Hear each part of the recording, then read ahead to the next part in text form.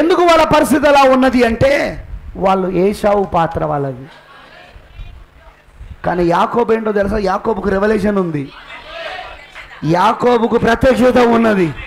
అందుకే తల్లి గర్భంలో నుండే కొట్లాడుకుంటూ వచ్చాడు. అతని కన్నంతా జ్యేష్ఠత్వపు హక్కు పైననే. ఎందుకు? క్రీస్తు జ్యేష్ఠుడిగా రాబోతున్నాడు, క్రీస్తు జ్యేష్ఠుడిగా ఆయన పుట్టబోతున్నాడు. ఆయన అవునంటారా? ఎవరైతే జ్యేష్ఠుడిగా ఉంటారో అతని సంతానంలో నుండే జ్యేష్ఠుడు రాబోతున్నాడు అక్కడ. ఆమేన్, హల్లెలూయా. అందుకే జ్యేష్ఠత్వ హక్కు తను కావాలనుకున్నాడు ఆయన. ఎవరైతే జ్యేష్ఠత్వ హక్కు కలుగుంటారో తండ్రి జ్యేష్ఠులనే ఆస్వాదించబోతున్నాడు అక్కడ. ఉన్నాడా ఇప్పుడు యాకోబు? మనం జ్యేష్ఠుల సంఘం అయిపోయినామా? ఎస్, అయిపోయినాం మనం. ఆమేన్ అంటారా? మనం జ్యేష్ఠుల సంఘం అని బైబిల్ చెప్తున్నది. ఇప్పుడు యాకోబు ఉన్నాడు ఇప్పుడు. ఆమేన్. మరి యోసేపు ఉన్నాడా?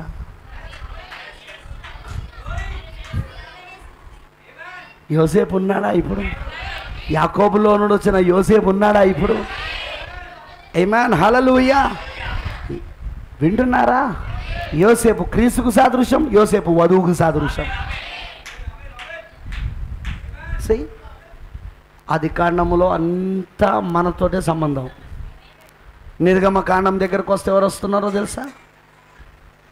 నిర్గమ కాండంలోకి వచ్చినప్పుడు ఎవరు వస్తున్నారో తెలుసా? మోషే వస్తున్నాడు. మరి మోషేతో మనకు సంబంధం ఉందా? చెప్పాలా నాకు? అది ఇప్పుడు జరుగుతూ ఉన్నదా? ఆ మొదటి నిర్గమం ఇప్పుడు తృతీయ నిర్గమంగా జరుగుతూ ఉన్నదా? ఆమేన్, హల్లెలూయా. అర్థమైందా నేను చెప్పింది? యూ హ్యావ్ టు సీ లవదిక సంకాలం ఎంత ప్రాముఖ్యమైన కాలమో మీరు చూడాలి. ఎందుకంటే అన్ని ఇందులోనే జరుగుతున్నాయి. లవదిక సంకాలంలో 4వ ముద్ర, 5వ ముద్ర, 6వ ముద్ర, 7వ ముద్ర. లవదిక సంకాలంలో ఆరు బూరలు 6 బూరలు ఊదబడింది కూడా లవదిక సంకాలంలో. లవదిక సంకాలంలో పాత్రలు. వింటున్నారా? పాత్రలు కుమ్మరించబడుట. హల్లెలూయా.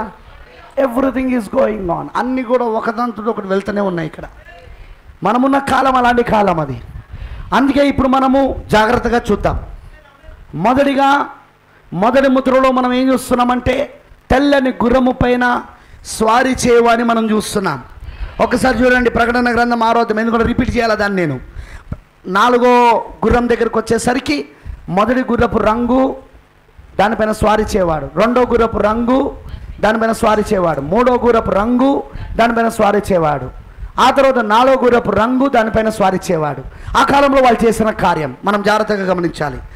మొదటి ముద్రను గొర్రెపిల్ల 6వ అధ్యాయంలో 1వ వచనంలో తెరిచినప్పుడు ఇలా ఉంది. ఆ గొర్రెపిల్ల 7 ముద్రలో మొదటి దానిని విప్పినప్పుడు నేను చూడగా 4 జీవులలో ఒకటి రమ్ము అని ఉరుము వంటి స్వరముతో చెప్పుట వింటిని. I you catching? మీరు పట్టుకుంటున్నారా? ఇక్కడ రమ్ము అని ఉరుము వంటి స్వరముతో చెప్పుట వింటిని. ఏంటి మొదటి జీవి? What is this first living creature? ఇంగ్లీష్లో ఏముంటుందంటే లివింగ్ క్రియేచర్, సజీవమైన జీవి. ఈ జీవి ఏంటి? ప్రకటన 4వ అధ్యాయములో ఈ జీవులు కనబడుతున్నాయి. ఈ 4 జీవులు, 4 ముద్రలలో కనబడుతున్న 4 జీవులు ప్రకటన 4వ అధ్యాయంలో సింహాసనము చుట్టూ, సింహాసనానికి అతి సమీపంగా ఉన్నది ఏదైనా ఉన్నదా అంటే ఈ 4 జీవులే. మీకు నేను ఆల్రెడీ వీడియోస్ చూపించాను. పాత నిబంధనలో ఉన్న దేవుని మందిరం మోషే అరణ్యంలో కట్టాడు. అది ఎక్కడ చూసి కట్టాడు?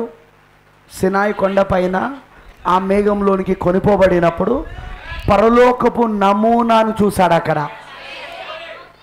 ఆ పరలోకములో చూసిన దాని ప్రకారంగానే దాని నమూనాతోనే అరణ్యంలో కట్టాడు.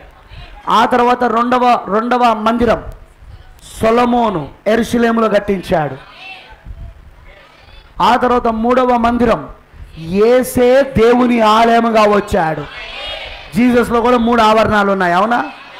ఆ తర్వాత 4వ మందిరం, మనమే ఇప్పుడు ఆ 4వ మందిరం. We are that one. మనమే ఇప్పుడు ఆ దేవుని మందిరం అయి ఉన్నాము. అర్థమైన వాళ్ళందరూ ఆమె చెప్పండి. ఆ 4 మందిరాల గురించి చెప్పానా? నేను ఆల్రెడీ బోధించాను. మరి ఆ 4 మందిరాలలో మనం ఏం చూస్తున్నామంటే సింహాసనానికి అతి దగ్గరగా, ఎందుకంటే సింహాసనం పైన దేవుడు కూర్చొని ఉన్నాడు. ఆ సింహాసనానికి, ఆ దేవునికి అతి దగ్గరగా ఉండే వాళ్ళు ఎవరు అంటే ఈ 4 జీవులు. ఇవి ఎప్పుడు సింహాసనం చుట్టూ ఉంటాయి.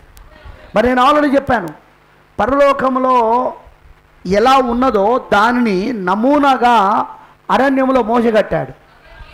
మరి మోషే దాన్ని అరణ్యంలో కట్టేటప్పుడు దేవుని మందిరాన్ని తీసుకుపోయి ఎక్కడో ఊరవతల కట్టలే, ఎక్కడో శిబిరంలో బయట కట్టలే. మరి ఎక్కడ కట్టాడు ఆయన? మధ్యలో. మీకు చూపించాను కదా నేను, తూర్పు, పడమర, దక్షిణం, ఉత్తరం, ఈ 4 దిక్కులలో 3 గోత్రం వారు.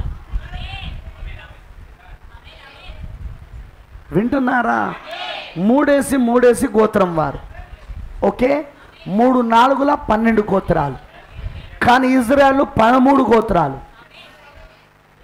ఆ సీక్రెట్ తెలుసుగా మీకు. ఇజ్రాయెల్ 13 గోత్రాలు. ఎందుకంటే లేవీలను పక్క పెట్టేశాడు ఆయన. లేవీని పక్క పెట్టేసి యోసేపు యొక్క 2 సంతానాన్ని, ఎవరెవరు వాళ్ళిద్దరు? మనష్షే, ఎఫ్రాయిముని 2 గోత్రాలుగా తీసుకున్నాడు ఆయన.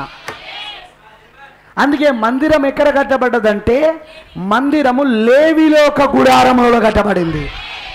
లేవీలు ఉండే ఆ యొక్క శిబిరములలో దేవుడి మందిరం ఉన్నది. మరి లేవీలు చుట్టూ, ఆ దేవుని మందిరం చుట్టూ 4 దిక్కుల, తూర్పు, పడమర, దక్షిణం, ఉత్తరం, ఈ 4 దిక్కులలో 3 గోత్రం వాళ్ళు. మరి ఒక్కొక్కరికి ఒక్కొక్క జెండా. ఆ 3 గోత్రంలో ఒక గోత్రం ముఖ్యమైనది. వింటున్నారా? ఆ గోత్రమునకు ఒక జెండా. ఆ జెండాలో మొదటి జెండా అది సింహము జెండా, 2వ జెండా ఎత్తు జెండా, 3వ జెండా, 3వ ధ్వజం, 3వ జెండా మనుష్యుని ముఖమని ముఖం కలిగినది, 4వ జెండా ఎగురుచున్న పక్షిరా జెండా. వింటున్నారా నేను చెప్పింది? ఎందుకు? సింహాసనం, దేవుని మందిరం, దాని చుట్టూ వీళ్ళు ఉన్నారనమాట. సో పరలోకంలో ఎట్లుంటుందంటే ఆయన మధ్యలో ఉంటాడు. అందుకే బైబిల్ ఏంటంటే యెహోవా మీ మధ్యలో ఉన్నాడు. హల్లెలూయా. అర్థమైందని చెప్పింది. మరి మీరు గమనించండి ప్రేమని పిల్లలారా, ఇప్పుడు ఆ నమూనాను మనం గమనిస్తే, ఆ పరలోక నమూనాను మనం చూస్తే ఆ సింహాసనం చుట్టూ అతి సమీపంగా ఉండేవేవంటి 4 జీవులే. సింహము, ఎద్దు, మనిషి ముఖము వంటి ముఖము గలడు, ఎగురుచున్న పక్షి. ఈ 4 జీవులు సింహాసనం చుట్టూ ఉంటాయి. ఈ 4 జీవులు ఎప్పుడు సింహాసనమునకు కావలిగా ఉంటాయి. ఈ 4 జీవులే మత్తయి, మార్క్, లూకా, యోహాను సువార్తలు. ఈ 4 సువార్తలు 4 జీవులై ఉన్నాయి. మరియు అపోస్తుల కార్యమే క్రీస్తు రక్తము కలిగి ఉన్న సింహాసనం. ఈ 4 సువార్తలు ఏం చేస్తున్నాయంటే అపోస్తుల కార్యాన్ని కాస్తా ఉన్నాయి. అక్కడ అపోస్తుల కార్యము చుట్టూ కావలు కాస్తా ఉన్నాయి. అర్థమైందని చెప్పింది? అర్థమైన వాళ్ళందరూ ఆమె చెప్పండి. ఆమెనంటారా? ఓకే, ఇప్పుడు ఈ 4 జీవులలో మొదటి జీవి సింహం. ఈ సింహం ఏమంటుందంటే రమ్ము అని ఉరుము వంటి స్వరముతో చెప్పుట వింటిది. ప్రైజ్ ది లార్డ్, హల్లెలూయా. రమ్ము అని ఉరుము వంటి స్వరముతో చెప్పుట వింటిది. 2వ వచనం, మరి నేను చూడగా ఇదిగో ఒక తెల్లని గుర్రము కనబడెను, దాని మీద ఒకడు విల్లు పట్టుకొని కూర్చుండి ఉండెను, అతనికి ఒక కిరీటం ఇయ్యబడెను, అతడు జయించుటకు బయలువెళ్ళి. ఆల్రెడీ నేను దీని మీద బోధించాను, ప్రవక్త చెప్పింది.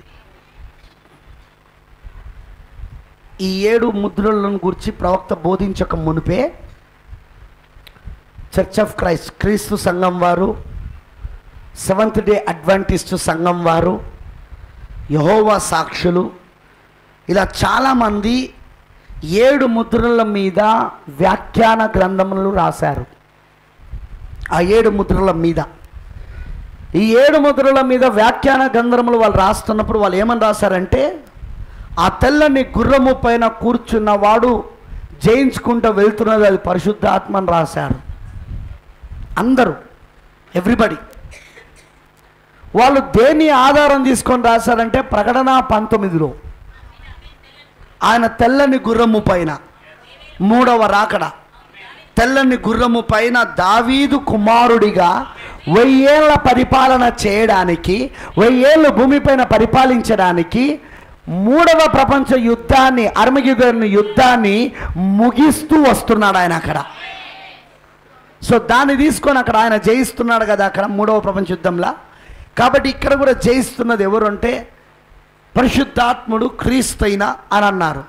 కానీ ప్రాఫెట్ మొదటి ముద్రను బోధించేటప్పుడు ఆయన రూమ్లో కూర్చొని ఉన్నాడు. సాయంత్రం మొదటి ముద్ర, మధ్యాహ్నము ఆయన ఉదయము తన బైబిల్ స్టడీ గదిలో కూర్చొని ప్రార్థిస్తూ వీళ్ళేం చెప్పారా వాళ్ళేం చెప్పారా అని వాళ్ళన్నీ రాసుకుంటున్నాడు. వింటున్నారా? చర్చ్ ఆఫ్ క్రైస్ట్ వాళ్ళు, క్రీస్తు సంఘం వాళ్ళు ఏం వ్యాఖ్యానించారా, లేకపోతే జెహోవా విట్నెస్ వాళ్ళు అన్నీ రాసుకున్నారు. అందరూ ఒకే అభిప్రాయాన్ని వ్యక్తపరిచారు. ఆ తెల్లని గుర్రము పరిశుద్ధాత్మకు సాదృశ్యమని, ఆ తెల్లని గుర్రం పైన కూర్చున్నవాడు క్రీస్తని, ఆయన సంఘాన్ని జయించుకుంటూ వెళ్తున్నాడని అలా రాశారు. ఈయన కూడా అదే నోట్స్ ప్రిపేర్ చేసుకున్నాడు. కరెక్ట్గా మధ్యాహ్నం 12 అయింది. Something is there in 12. 12 అనే దగ్గరనే ఏదో ఉన్నదండి. అమనంటారా? రాత్రండున్న మధ్యాహ్నము 12 అయిందో లేదో నా రూములోనికి పరిశుద్ధాత్ముడు దిగొచ్చాడు అక్కడికి. నువ్వు రాసుకున్నదంతా చింపి బయటపడేయమన్నాడు. నేను అప్పుడు పెన్ను తీసుకొని ఇక ఆయన చెప్పుతా ఉంటే రాయడం మొదలుపెట్టా. నేను అలా ఆయన చెబుతున్న అన్ని రాస్తూ అంతా రాసిన తర్వాత, ఆ తర్వాత నేను ఇక లేఖనాలతో, అది లేఖనానుసరమైన కాదా ఈ ప్రత్యక్షతలని, నేను లేఖనంతో దాన్ని ముడివేయడం మొదలుపెట్టినప్పుడు సరిగ్గా అది లేఖనాలకు సరిపోయింది. అది ఎందుకంటే ఏ ప్రత్యక్షత అయినా అది లేఖనముతో కలవాలా, అది మిగతా వాక్యముతో కలవాలా. అది ఆమేన్, హల్లెలూయా. మరి ప్రవక్త అంటున్నాడు, నేను ఇక్కడ నిలబడి ఉండి మీతో మాట్లాడుట ఎంత నిశ్చయంగా ఉన్నదో, ఇవాళ మధ్యాహ్నము 12 గంటలకు పరిశుద్ధాత్ముడు గొర్రెపిల్ల నా రూములోనికి, నా గదిలోనికి వచ్చి ఈ మొదటి ముద్రను నాకు విప్పి దాని విషయాలను బోధించి దాని ప్రత్యక్షతను నాకు ఇచ్చుట అంతే నిశ్చయమై ఉన్నది. వా, విచిత్రం ఏందో తెలుసా? మొదటి ముద్ర బోధించేటప్పుడు ప్రవక్తకి 2వ ముద్ర తెలియదు. I you catching? మీరు పట్టుకుంటున్నారా? ఆయన ఏమంటున్నాడో తెలుసా? మొదటి ముద్రలో నాకు మొదటి ముద్ర వరకు మాత్రమే విప్పబడి ఉన్నది, ఇంకా మిగతా ముద్రలు ఆయన విప్పుతాడని నేను ఎదురు చూస్తున్నా. నేను మీకు 2వ ముద్ర ఎంతవరకు అర్థమైందో నాకు కూడా అంతవరకే అర్థమైంది. నేను రేపు ఆయన తన కృప వలన, ఆయన దయ వలన 2వ ముద్రను కూడా, మొదటి ముద్రను విప్పినట్టుగానే 2వ ముద్రను కూడా విప్పుతాడని నేను ఎదురు చూస్తా ఉన్నా.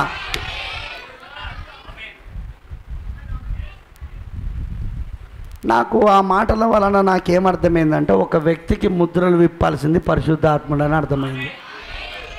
ఎవడైనా వచ్చి 7వ ముద్ర తెరవబడలేదు తెలుసా, అయితే నీకు ఇప్పలేదన్నమాట. పరిశుద్ధాత్ముడు నీకు విప్పలేదు, అందుకే నీకు 7వ ముద్ర తెరవబడలేదు అంటున్నావు. ఎందుకంటే 7వ ముద్ర తెరవాల్సింది ఆయన, నీకు అర్థమయ్యేటట్టు చేయాల్సింది ఆయన. అందుకే కొందరు ఏమంటారు సార్, మనకు మర్మరాలు అక్కర్లేదు, మనకు ముద్రలు అవన్నీ అక్కర్లేదు, మనం లోతుగా వెళ్తే దయ్యాలు పడతాయి. లోతుకి వెళ్తానట దయ్యాలు పడతాయట. వాడి బోధ, వాడి బొంద. మళ్ళీ అక్కడ కూర్చున్న పాస్టర్లు ఎవరు ఏషావులు, ఒక పూట తిండి కోసం పడిపోయిన వాళ్ళు అమేరాన్ని కుర్చీ లేపుతారు. లేకపోతే దాని ఏమంటే ఆ స్టేజ్ పైకి వెళ్ళి మనిషి వచ్చేస్తాడు కిందికి. ఏంట్రా మర్మరాలు వద్దంటే గుర్తాను నువ్వు.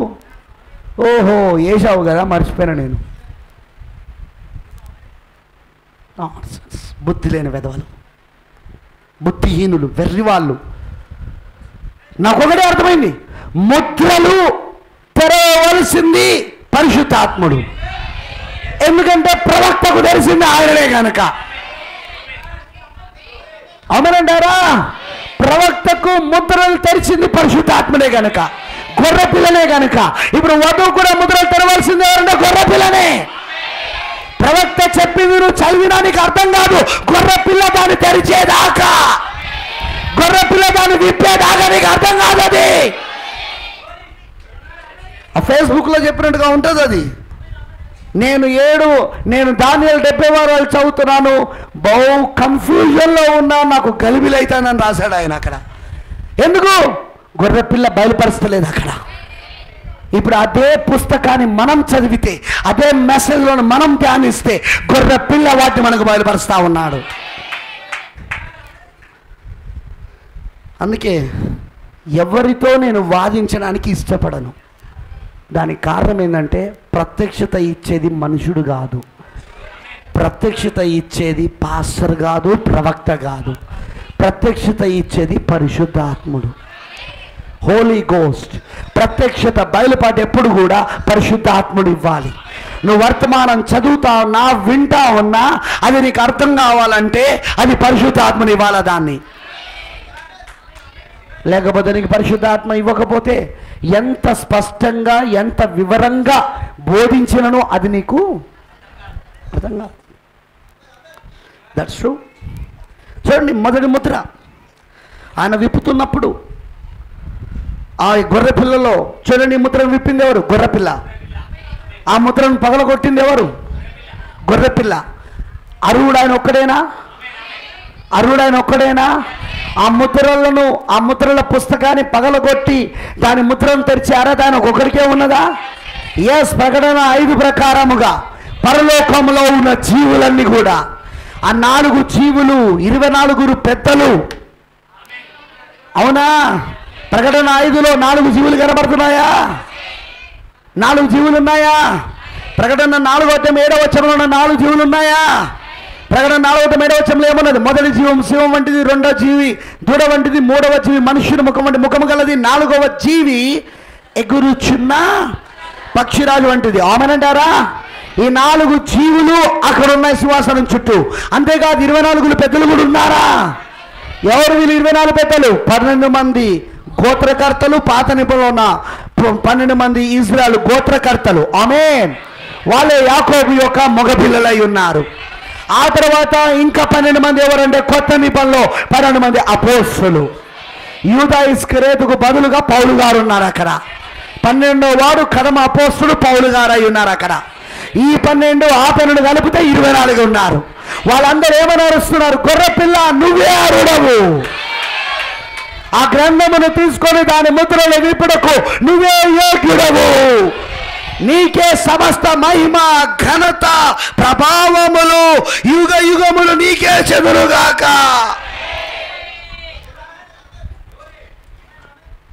పరలోకములో ఉన్న దూతలు, కేరుబులు, సెరాపులు, 4 జీవులు, 24 పెద్దలు, ప్రవక్తలు అందరూ కూడా కేకలేస్తా ఉన్నారు. ఎందుకంటే గొర్రెపిల్ల మాత్రమే యోగ్యుడు. అనగా యోగ్యత ఎలా వచ్చింది? ఆ గ్రంథములో ఉన్న వారి కొరకు ఆయన రక్తం కార్చాడు అక్కడ. ఆ గ్రంథాన్ని ముందు ఆయన ఆదాంకి ఇచ్చాడు. ఆ 7 ముద్రల గ్రంథాన్ని ఎవరికి ఇచ్చాడు? ఆయన ఆదాంకి ఇచ్చాడు. కానీ ఆదాము కోల్పోయాడు దాన్ని. పాపము వలన దాన్ని కోల్పోయాడు. అది తిరిగి దేవుని సింహాసనం ఎదుకు వచ్చేసింది. దాని అసలు యజమాని అయిన, ఆ గ్రంథమునకు అసలు యజమాని అయిన దేవుని ఎదుకు వచ్చేసింది. అప్పటి నుండి అది ఆయన కుడి చేతిలో ఉన్నది. అది దేవుడి కుడి చేతిలో ఉన్నది. అది ఆ గ్రంథములో ఉన్న వారి కోసమే గొర్రెపిల్లగా క్రీస్తు వచ్చాడు. ఆయన దేవుని కుమారుడు వచ్చాడు, రక్తాన్ని కార్చాడు. ఆమేనంటారా? ఎందుకు? ఆ గ్రంథములో ఉన్న వాళ్ళందరినీ విడిపించడానికి. పాపము నుండి, మరణము నుండి విడిపించడానికి, సాతాను కృత్యము నుండి విడిపించడానికి. ఆమేన్. అందుకే ఇప్పుడు ఆ గ్రంథములో ఉన్న వారిని కూర్చి బయలుపరిచి, ఎందుకంటే ముద్రలు తెరవబడుట అంటే అర్థం ఏంటిది? గొర్రెపిల్ల ముద్రలను పగలగొట్టి ముద్రను తెరుచుట అంటే అర్థం ఏంటిది? అందులో ఉన్న వారిని బయలుపరచుట. అందులో ఆ ముద్ర లోపట ఉన్నారు వాళ్ళు ఎప్పుడున్నారు? అందులో జగత్తు పునాది వేయబడక మునిపే ఉన్నారు. ఎవరు పెట్టారు అందులో వాళ్ళను? స్వయంగా దేవుడే పెట్టాడు. అవునంటారా? స్వయంగా దేవుడే పెట్టాడు. ఆ గ్రంథానికే, ఆ 7 ముద్రల గ్రంథానికే ఏమేమి పేర్లు ఉన్నాయి? గొర్రెపిల్ల జీవ గ్రంథం, గొర్రెపిల్ల జీవ గ్రంథం, విమోచన గ్రంథం, హక్కు పత్రం, ఇవన్నీ దానికి పేర్లు. అవి ఆమేనంటారా? ఆ గ్రంథానికి పేర్లు. హల్లెలూయా. ఇప్పుడు ఆ గ్రంథములో ఉన్న వారిని ఏర్పరచుకున్నది, ఎన్నుకున్నది, వారి పేర్లు రాసింది ఎవరు? స్వయంగా గొర్రెపిల్ల. స్వయంగా గొర్రెపిల్ల వధించబడి తన రక్తముతో, తన జీవముతో రాసి తన కుటుంబం ఆల్బమ్గా దాన్ని పెట్టాడు ఆయన అక్కడ. వాళ్ళందరూ ఎవరు? ఆయన వంశావళి. వాళ్ళందరూ ఎవరు? ఆయన రక్త సంబంధులు. వాళ్ళందరూ. ప్రకటన 5లో యోహాను పెద్దలలో ఒక పెద్ద ఆ గ్రంథమును తీసుకొని, సింహాసనంపై కూర్చున్నవాని కుడి చేతిలో నా గ్రంథమును తీసుకొని దాని ముద్రలు విప్పుడ యోగ్యుడు ఎవడు అని అడిగినప్పుడు, ఆ స్వరం విన్నప్పుడు యోహాను వెతుకుతా ఉన్నాడు. అక్కడ ఒక్క మనుషుడు కూడా యోగ్యుడు కనబడలేదు. పరలోకమందు కానీ, భూమి మీద కానీ, భూమి కింది భాగాల్లో కానీ అక్కడ దూతలు ఉన్నారు, వాళ్ళకుంది యోగ్యత. కానీ ఆ గ్రంథమును విప్పాలంటే ఆ గ్రంథములో ఉన్న వారితో సంబంధం కలిగిన వాళ్ళే విప్పాలా. మరి దూతలు మనుషులు కాదు. పాయింట్ అర్థమవుతుందా? దూతల నిర్మాణం వేరు, మనుషుని నిర్మాణం వేరు. దూతలు మనకు రక్త సంబంధికులు కాదు. వాళ్ళు ఆ గ్రంథమును విప్పాలంటే రక్త సంబంధే రావాలి అక్కడ. అందుకే అక్కడ దూతలకు అర్హత ఉన్న ఆ గ్రంథాన్ని మాత్రం విప్పే యోగ్యత వాళ్ళకి లేదు అక్కడ. అప్పుడు వచ్చాడు గొర్రెపిల్ల, వధింపబడిన గొర్రెపిల్ల, యుద్ధము చేసి జయించి వస్తున్నాడు అక్కడ. ఆమేన్. హల్లెలూయా. అందుకే అందరూ నువ్వే యోగ్యుడవు, వాళ్ళందరికీ నువ్వే రక్త సంబంధివి. ఉట్టి రక్త సంబంధి కాదు, రక్త సంబంధకు విమోచకుడవు నువ్వు.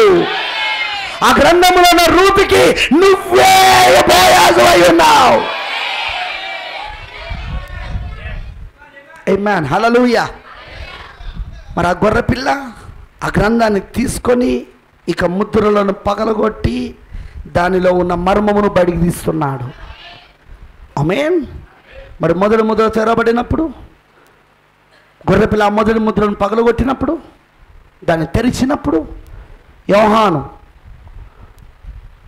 ఇలా చూస్తున్నాడు, ఏం జరుగుతుందా అని దర్శనంలా అంటున్నాడు. నేను చూడగా ఆ 4 జీవులలో, అదే ప్రకటన 4:7 ఉన్న 4 జీవులలో మొదటి జీవి, విచ్ ఇస్ లయన్, ఆ మొదటి జీవి సింహము మొదటి జీవి. అమ్మనంటారా? మొదటి 2 సంఘ కాలాలు, ఎఫెసీ, స్ముర్నా. ఆ మొదటి జీవి ఉరుము వంటి స్వరముతో రమ్ము అని చెప్పుట వింటిది. I you catching? ఉరుము ఎప్పుడు కూడా దేవుని స్వరమై ఉన్నది. మీరు సువార్తలో చదివారా? ఓసారి యేసు అందరి ముందు, తండ్రి నీవు నీ నామాన్ని నీ కుమారుడికి ఇచ్చావని ఈ ప్రజలు తెలుసుకొనున్నట్లుగా ఆ నామాన్ని మహిమపరచుము అన్నప్పుడు ఆకాశంలో ఒక శబ్దం వినబడింది, నేను దానిని మహిమపరిచితిని. ఆ స్వరము విన్నప్పుడు అక్కడున్న వాళ్ళందరికీ అది ఉరుము వలె వినబడింది. సో గాడ్స్ వాయిస్, దేవుని స్వరం ఎప్పుడు కూడా ఎలా ఉంటుంది? ఉరుము వలె ఉంటుంది అది. ఆమెన్ అంటారా? ఇప్పుడు మొదటి జీవి స్వరం ఎలా ఉన్నది? ఇప్పుడు సింహపు స్వరం ఎలా ఉన్నది? ఇప్పుడు ఉరుము అనగా దేవుని స్వరం అక్కడ. మరి ఆ ఉరుము వంటి స్వరం విన్నప్పుడు ఏం కనబడుతున్నది? నేను చూడగా ఇదిగో ఒక తెల్లని గుర్రము కనబడెను, దాని మీద ఒకడు విల్లు పట్టుకొని కూర్చుండి ఉండెను, అతనికి ఒక కిరీటం ఇయ్యబడెను, ఉండి కాదు, ఇయ్యబడనంటే తర్వాత ఇచ్చారనమాట. అంటే యోహాను ఫస్ట్ చూసినప్పుడు కిరీటం లేదు, తర్వాత చూస్తా అంటే కిరీటం కూడా ఇవ్వబడింది, ముక్కోనపు కిరీటం. పాయింట్ అర్థమవుతుందని చెప్పింది. ముక్కోనపు కిరీటం మనకి ఇవ్వబడింది. ఆమేన్. అతడు జయించుటకు బయలువెళ్ళను. ప్రవక్త అంటున్నాడు, ఈ తెల్లని గుర్రముపై స్వారీ చేయవాడు ఎవరో కాదు కానీ క్రీస్తు విరోధై ఉన్నాడు. అందరూ సంఘశాఖలలో ప్రవక్త చెప్పిన ప్రత్యక్షతకు విరోధముగా క్రీస్తని చెప్తే ఈయనేమనో తెలుసా? Thus say the Lord. ప్రభు ఇలాగూ సెలవిస్తున్నాడు, ఇవాళ మధ్యాహ్నము 12 గంటలకు నాకు వచ్చిన ఆ దూత చెప్పిన వర్తమానం ప్రకారముగా, నాకు ఇవ్వబడిన ప్రత్యక్షత ప్రకారముగా, ఇదిగో ఆ తెల్లని గుర్రము పైన స్వారీ చేయవాడు క్రీస్తు కాదు, వాడు క్రీస్తు విరోధై ఉన్నాడు, వాడు మోసగాడై ఉన్నాడు. వాడు ఎలా మోసగాడో మీరు గమనించండి. వాడు యేసు వలె యాక్షన్ చేస్తున్నాడు. వాడు తెల్లని గుర్రముతో మొదలుపెట్టాడు. నిన్న చెప్పాను నేను, ఎఫెసీ సంఘకాలంలో ఏమైందో చెప్పానా రాత్రి నేను. మెల్లగా నికోలేతు క్రియలు ఎలా ప్రారంభమైనో చెప్పానా నేను. గొర్రెల మధ్యలోనికి తోడేలు గుర్రపు చర్మం ధరించుకొని వచ్చి ఏం చేశారో చెప్పానా? పౌలు గారు మొదటి సంఘాల వర్తమానికుడు హెచ్చరించినట్లుగానే జరిగిందా లేదా? మేము వెళ్ళిపోయిన తర్వాత జరుగుతుంది అన్నాడా? అదే జరిగిందా? ఇప్పుడు అదే కదా. ఇప్పుడు మొదటి 2 సంఘ కాలాలలో ఈ మొదటి ముద్ర నెరవేరు జరుగుతూ ఉన్నది. అక్కడ వాడు మోసపరచడానికి తెల్లని గుర్రం పైన బయలుదేరాడు. అందరూ అని క్రీస్తు అనుకోవాలని, అందరూ అది కరెక్ట్ అనుకోవాలని. కానీ ప్రవక్త కళ్ళకు ఒకటికే తెలిసింది అది కాదని. వావ్. ఎందుకంటే ఆమోసు 3:7 ప్రకారముగా దేవుని రహస్యాలని ఎవరికి బయలుపరచబడతాయి? ప్రవక్తలకే బయలుపరచబడతాయి. ప్రకటన 10:7 ప్రకారముగా 7వ దూత ద్వారానే మర్మములు సమాప్తం కావాలి. అందుకే ప్రవక్త అన్నాడు, నేను చదివిన ప్రతి పుస్తకంలో దాన్ని క్రీస్తు అని రాశారు, కానీ కాదు, అది క్రీస్తు విరోధి. వాడు తెల్లం గుర్రం పైన ఎందుకు బయలుదేరాడో తెలుసా? మోసం చేయడానికి. సంఘము వాణ్ణి నమ్మాలని. వాడు ప్రకటన 19లో క్రీస్తు ఎలాగైతే తెల్లని గుర్రము పైన బయలుదేరాడో అలా దానిని వాడు నకలు చేస్తూ, దానిని వాడు అనుకరిస్తూ, డూప్లికేట్ చేస్తూ వాడు అలా చేస్తున్నాడు అక్కడ. వావ్. వాడు ఎలా మోసగాడో నేను చెప్పాలా అని అన్నాడు ప్రవక్త.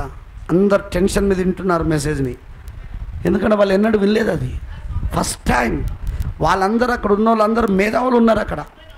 లీవాల్ లాంటి గొప్ప గొప్ప బీలర్, లీవాల్ పెద్ద పెద్ద పండితులు అక్కడ ఉన్నారు. అక్కడ బైబిల్ పండితులు, థియాలజీలో ఆరితేరిన పండితులు ఒక్కొక్కరు. వాళ్ళందరూ అక్కడే కూర్చొని ఉన్నారు. ప్రవక్త చెప్తా అంటే ఇలానే కళ్ళు పెట్టి చూస్తున్నారు.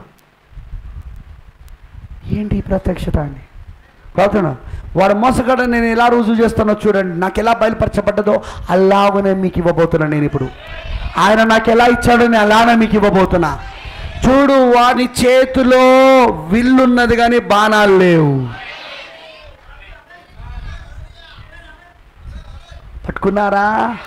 వాని చేతిలో విల్లున్నది కానీ బాణాలు లేవు. తర్వాత యోహాను ఆ మొదటి ముద్ర విప్పబడినప్పుడు చూస్తుంటే ఆ తెల్లని గుర్రము పైన స్వారీ చేయవాడు విల్లున్నది కానీ వానికి బాణాలు లేవు. అక్కడే వాడు మోసగాడని బయటపడతా ఉన్నది.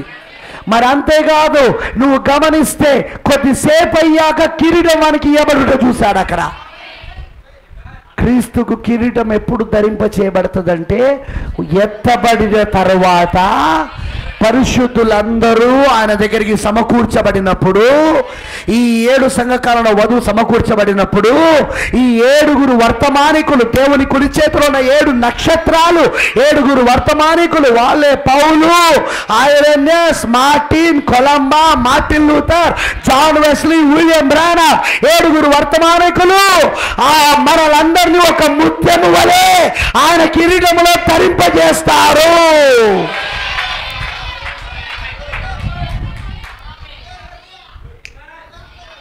Are you catching? మనందరినీ ఒక ముత్యము వలె ఆయన కిరీటములో ధరింపజేస్తారు. పరిశుద్ధులందరూ ఆయనకు కిరీటం ధరింపజేస్తారు. కానీ వీడికి మొదటి ముద్రలోనే కిరీటం వచ్చింది వీడికి. వా, వింటున్నారా? అర్థమైన వాళ్ళందరూ ఆమె చెప్పండి. ఆమేన్, ఆమేన్, హల్లెలూయా. మరి మీరు గమనిస్తే ప్రియమైన దేవుని పిల్లలారా, అందుకే వాడు మోసగాడు. వాడు నికోలేతు క్రియలతో మొదలుపెట్టాడు. దేంతో మొదలుపెట్టాడు? వినపడతలే. నికోలేతు క్రియలతో వాడు మొదలుపెట్టాడు. వింటున్నారా? ఆమేనంటారా? వాడు నికోలేతు క్రియలతో వాడు ప్రారంభమయ్యాడు. ఆమేన్, హల్లెలూయా. ముందు వాడు ప్రవక్త అంటున్నాడు,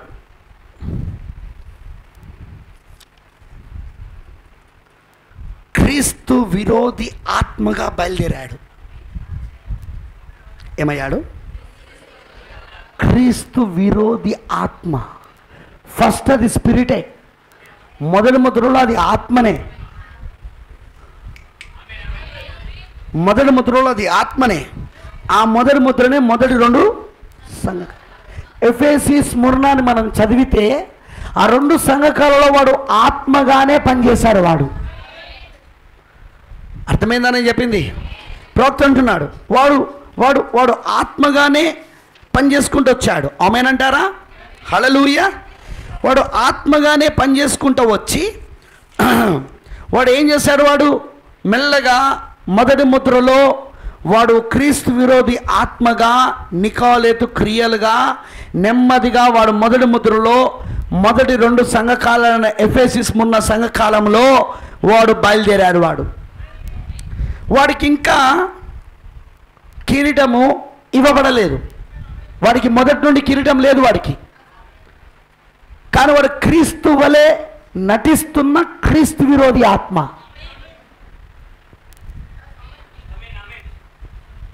పట్టుకున్నారా? చెప్పానుగా, ఎఫెసీ సంఘకాలంలోనే మొదలైంది 2 ఆత్మలు. ఒకటి క్రీస్తు ఆత్మ, ఇంకోటి క్రీస్తు విరోధి ఆత్మ. 2 అక్కడే బయలుదేరినాయి.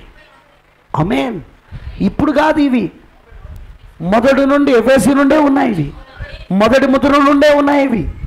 ఆమేన్. ఈ 2 చెట్లు, ఒకటి నిజ ద్రాక్షవల్లి, ఇంకొకటి కారు ద్రాక్షవల్లి. ఒకటి జీవవృక్షం, ఇంకొకటి మంచి చెడుల తెలుగునిచ్చు మరణ వృక్షం. ఈ 2 కూడా జీవవృక్షము, మరణ వృక్షం, ఈ 2 కూడా మొదటి సంఘకాలంలోనే మొదలైంది. మొదటి ముద్రలోనే ప్రారంభమైంది. ఆమేనంటారా? అర్థమైన వాళ్ళందరూ చెప్పండి. మరి ప్రవక్త అంటున్నాడు, వాడు ఆ మొదటిగా స్వారీ చేయుచున్నవాడు వాడు ఏం చేశాడంటే సంఘము పైన అధికారాన్ని పొందుకుంటూ మెల్లగా సంఘాన్ని జయించడం మొదలుపెట్టాడు. అదే నికోలైత్. నికోలైత్ అంటే అర్థం ఏంటి? నికో అనగా జయించుట, లైటీ అనగా సంఘం. వాడు ఏం చేయడం మొదలుపెట్టాడు? ఇప్పుడు సంఘాన్ని జయించడం మొదలుపెట్టాడు. మొదటి ముద్రలో వాడు సంఘాన్ని జయించడం మొదలుపెట్టాడు. మెల్లగా సంఘాన్ని తన యొక్క గుప్పిట్లోనికి దాన్ని తీసుకురావడం మొదలుపెట్టాడు. ఆమేనంటారా? అలా వాడు మెల్లగా దాన్ని తీసుకొచ్చి ఏం చేశాడంటే చివరికి ఆ సంఘాన్ని వాడు ఎక్కడ తీసుకెళ్ళాడంటే రోమ్కి తీసుకుపోయాడు. అక్కడ రోమ్లో వానికి కిరీటం ఇవ్వబడింది. ఇప్పుడు క్రీస్తు విరోధి ఆత్మ, హలో వినండి, క్రీస్తు విరోధి ఆత్మ ఇప్పుడు అది ఆత్మగా బయలుదేరి నికోలేతు క్రియలుగా బయలుదేరి మెల్లగా సంఘాన్ని తన స్వాధీనంలోనికి తెచ్చుకొని, వింటున్నారా? దేవుని సంఘాన్ని తన స్వాధీనంలోనికి తెచ్చుకొని, తన శక్తిలోనికి తెచ్చుకొని మెల్లగా దాన్ని రోము దగ్గర తీసుకెళ్ళాడు. ఎందుకు? అక్కడ ముక్కోనపు కిరీటమును ధరింపజేసుకోవడానికి. అర్థమైన వాళ్ళందరూ ఆమె చెప్పండి. ఇదంతా మొదటి జీవి కాలంలో జరుగుతూ ఉన్నది. అదే సింహము. హల్లెలూయా. అయితే సంఘాన్ని వాడు అలా చేసుకుంటూ వస్తున్నప్పుడు మాత్రం ఏర్పరచబడిన వధువు ఉన్నది అక్కడ. ఇంతకు వీని చేతిలో మోసపోయింది వధువా?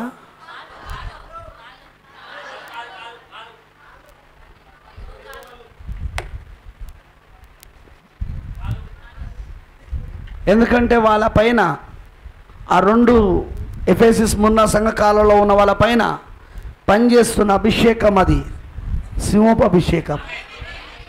ఈ తెల్లని గుర్రము పైన స్వారీ చేయవాన్ని ఎదుర్కోవడానికి, వానితో యుద్ధం చేయడానికి దేవుడు సింహపు అభిషేకాన్ని తన నిజమైన వధువుకి ఇచ్చాడు అక్కడ. ఆమేనంటారా? హల్లెలూయా. ఆ మొదటి కాలములో, ఆ సింహపు కాలములో మీరు గమనించారా? అది యూదా కొదమ సింహపు కాలం. అది who is the lion of the tribe of JUDA? ఎవరు? యూదా కొదమ సింహము, యేసుక్రీస్తు. అమనంటారా?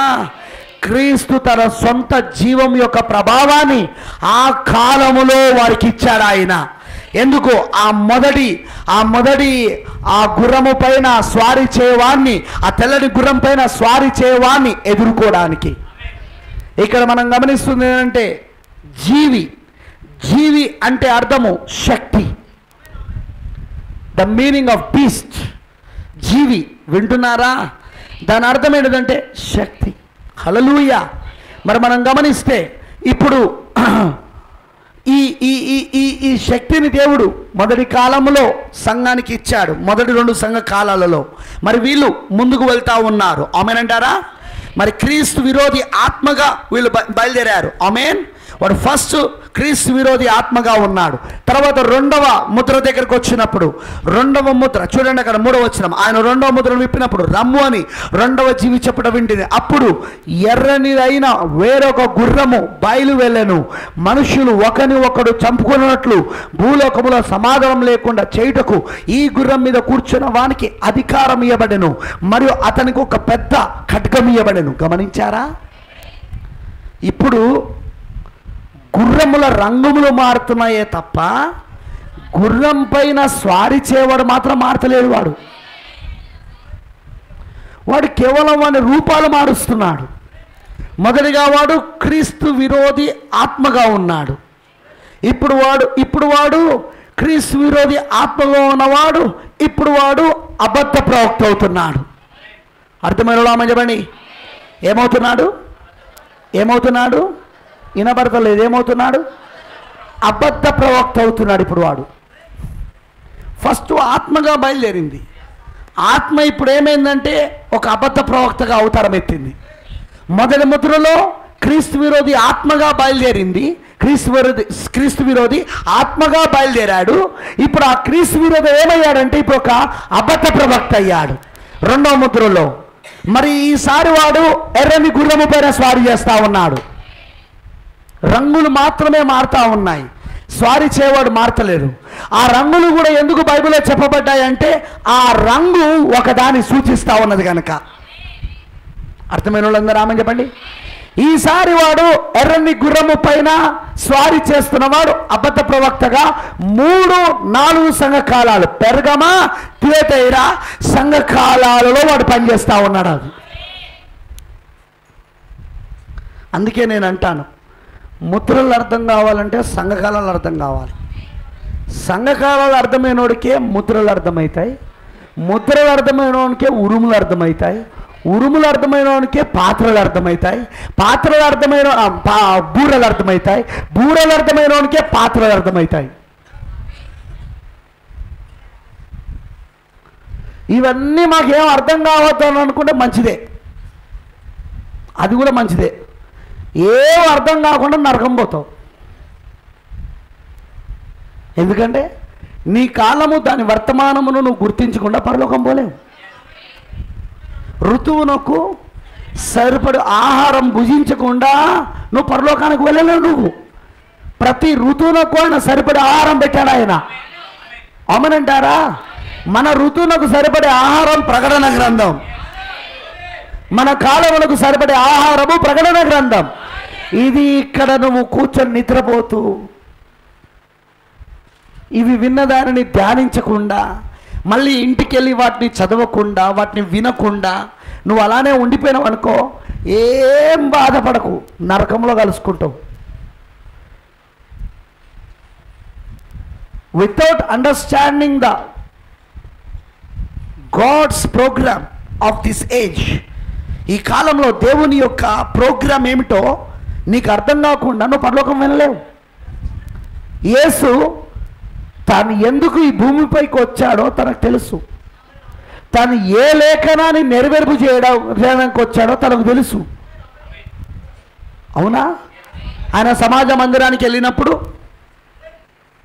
యెషయా చుట్టను, ఎందుకంటే అప్పట్లో మనకి ఇప్పుడు ఉన్నట్లుగా పుస్తకాలు ఉండేవి కావు. తెలుసుగా మీకు? ఇలా పుస్తకాలు కావు, అన్ని చుట్టలే. ఇప్పుడు 7 ముద్రలు కూడా అది గ్రంథం కాదు, అది చుట్టలు. అవి వింటున్నారని నేను చెప్పింది. అది గ్రంథం కాదు, అది పుస్తకం కాదు. అది పుస్తకం అనేది ఇప్పుడు వచ్చింది. కానీ పాతకాలంలో ఎలా ఉండేది? అది చర్మపు కాగితాల పైన రాయబడి దాన్ని చుట్టలుగా చుట్టేవారు. యేసుకు యెషయా గ్రంథపు చుట్ట ఇవ్వబడితే సరిగ్గా ఆయన దేని తెరిచాడు? ఆయనకు సంబంధించిన ప్రవచనం ఏదైతే ఉందో యెషయా గ్రంథంలో దాన్ని తీసి దాన్ని చదివి, నేడు మీ మధ్యలో ఈ లేఖనము అంటే ఆయన ఏం చూపించడానికి ప్రయత్నించాడు? తను ఏ లేఖనములో ఉన్నాడో, తన పరిచర్య ఏమిటో, తను ఎందుకు వచ్చాడో తన లేఖనాన్ని చూపించాడు అక్కడ.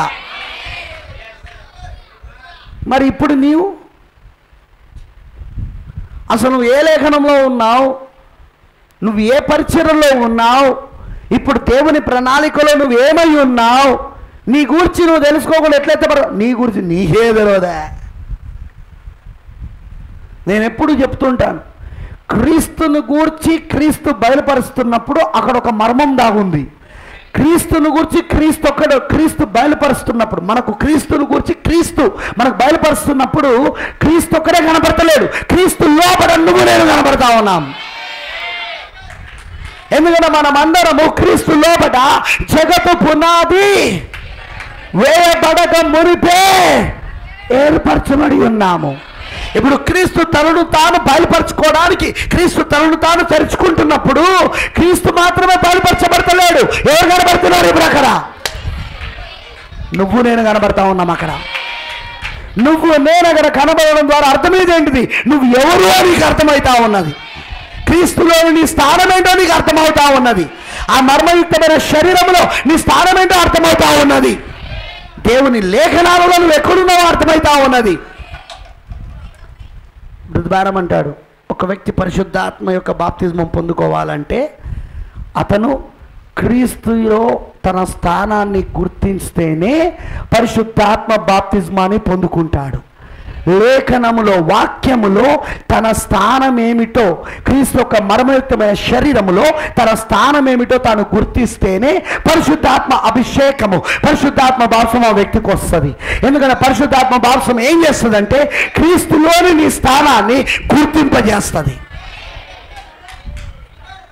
మరి క్రీస్తులో నీ స్థానం జగత్తు పునాది వేయబడక మునుపే ఆయన మనసులో నీ స్థానం ఏమిటో ఆయన ముందే నిర్ణయించాడు. దాన్నే ఇక్కడ పరిశుద్ధ గ్రంథంలో రాయించాడు. ఇప్పుడు ప్రవక్త వచ్చిందే ఆ వాక్యాన్ని తెరిచి ఆయన మనసులోని నీ స్థానాన్ని నీకు చూపించడానికి వచ్చాడు ఆయన. పాస్టర్ గారు, నేను యేసుకి సంభాషణ తీసుకున్నా కదా పాస్టర్ గారు, ప్రభురాత్రి భోజనం తీసుకుంటాను కదా పాస్టర్ గారు, నేను దశమ భాగాలు గడుతున్నాను కదా, కానుకలు ఇస్తున్నాను కదా, ఇంకేంది పాస్టర్ గారు చెప్పాను కదా నర్సరీ అదంతా. ఒక క్రైస్తవుడిగా మారిన తర్వాత అవన్నీ ప్రథమ బాధ్యతలవి. మారు మనసు పొందడం, యేసుక్రీస్తు బాప్తిసం తీసుకోవడం, దశమ బాలు కట్టడం, కానుకలు ఇవ్వడం, చర్చ్కి రెగ్యులర్గా రావడం, తర్వాత దాని ఏమంటారు ప్రభు రాత్రి భోజనం తీసుకోవడం, ఇవన్నీ ప్రాథమిక మూలోపదేశాలని పౌలు గారు రాశాడు హెబ్రీయులకు రాసిన పత్రికల. అన్నాడా లేదా? అవన్నీ పురాతన చెప్పాడా లేదా? హెబ్రీ ఆరోగ్యంలో చెప్పాడా లేదా? చెప్పానా లేదా? నేను దానిపైన హెబ్రీ ఆరోగ్యంలో ఏమన్నాడు? మూలోపదేశాలు. మూలోపదేశాలు అంటే అర్థం ఏంటిది? ఒక స్కూల్లో పిల్లవాడిని చేర్చిన తర్వాత ఏం స్టార్ట్ చేస్తారు వాళ్ళు? A B C D 1 2 3 4 A E ఏంటి అవి? మూలోపదేశాలు. కొందరు ఏమనుకుంటాను తెలుసా? ఆ మూలోపదేశాల దగ్గర ఉండి మేము ఎత్తపడతామంటాను. అది ఎట్లున్నదంటే నర్సరీ పాస్ అవడంతో వీడు పీజీ పాస్ అయినట్టు. వీని ఫీలింగ్ ఏంటో తెలుసా? నేను పీజీ పాస్ అయినా అన్నట్టు. నేను చెప్పాను పోయిన ఆదివారం, నర్సరీ పాస్ అయిన ఓ పిల్లోడు మన సీఎం కేసీఆర్ దగ్గరికి పోయి, సార్ నాకు ఉద్యోగం ఏమంటే ఏమంటాడు? ఏం చదివినారా అంటే ఏమంటాడు? Nursery finish.